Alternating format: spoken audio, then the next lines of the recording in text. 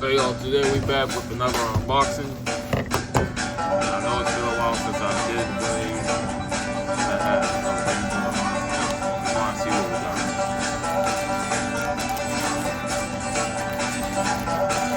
I know it's some goodies and stuff in here too.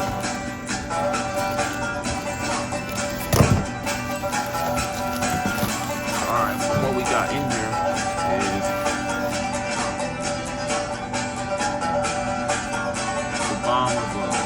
chassis.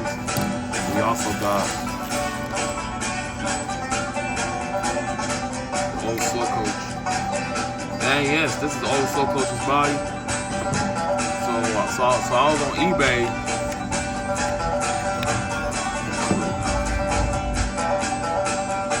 So I was on eBay and I came across this listing. It was from Rue Restorations. I definitely recommend y'all go check them out. What I'll be doing with this is I'm gonna paint the top part how it needs to be painted, and yes, I actually got the face for Old Slow Coach. So, and I also need to find some wheels because this is actually a 3D print after all. So, well, I ain't got much else to say after this. I know this was just a very short video, but I just wanted to get the video off my day. Stay tuned for the next video.